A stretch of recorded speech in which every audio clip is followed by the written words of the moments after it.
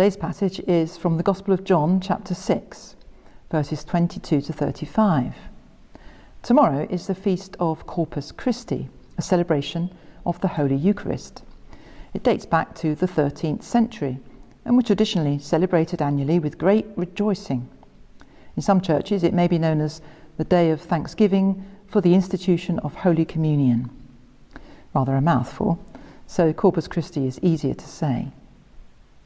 In the cathedral we hold a solemn Eucharist and we process the host, the consecrated bread, in a special decorative holder called a monstrance around the cathedral. In former times, and in some countries today, processions are big street events with all sorts of jollifications going on as well. So what is this all about? Today's reading is meant to introduce the subject of the Eucharist, and in John chapter 6 we find the account of the feeding of the 5,000, as well as the teaching we read today. John makes a close link between the feeding of the crowd by Jesus, when a small amount of food satisfied a huge crowd, with the Old Testament narrative of God feeding the people in the wilderness with manna.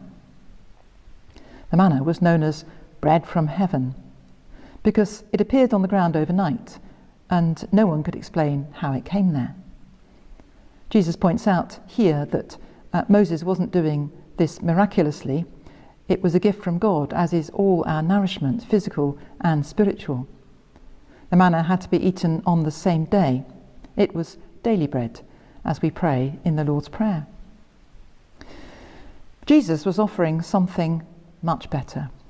Bread to satisfy forever, not just for a day. His audience, as usual, failed to understand this and asked for food that would prevent them ever going hungry.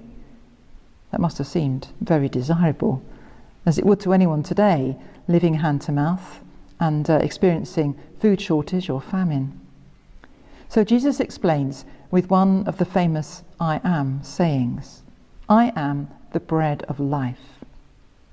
The food he gives is spiritual, not physical. It is himself. And although John doesn't state this explicitly, we can receive this food through the Eucharist or Holy Communion. If we think now about the Corpus Christi festival, I hope it may be clearer what we are celebrating and how significant it is. Jesus as the bread of life is really worth all the rejoicing and processing and the happy holiday atmosphere. All our spiritual and eternal needs are supplied in him. It's amazingly good news. Despite all our material wealth today, there is such searching for another kind of need, for spiritual nourishment. And this is a universal human need, which nothing can satisfy except spiritual food. In Jesus there is enough and loads left over for everyone, throughout the world and through all ages. The supply will not dry up. The bread of life is for everyone and anyone who wants it. All are invited to the wedding banquet of the Lamb. That image is not just about an apocalyptic future, it's about the here and now. So far so good. Unlike all our gifts from God, this one comes free, but with implications for us. Receiving Holy Communion means we're identifying ourselves with Christ, abiding in him, seeking to live in him, to follow in his way. When we take him into ourselves, our lives need to change. Just as healthy food produces a healthy body, so our deeper selves, nourished by this bread, should produce what Paul calls the fruits of the Spirit.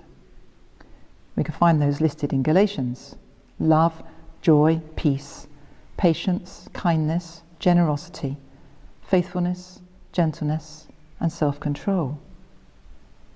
Yes, I know, unbelievably challenging. We are a work in progress. Thank God for the bread of life, that it is there to sustain us day by day and week by week, and help us to grow in faith and in Christian character.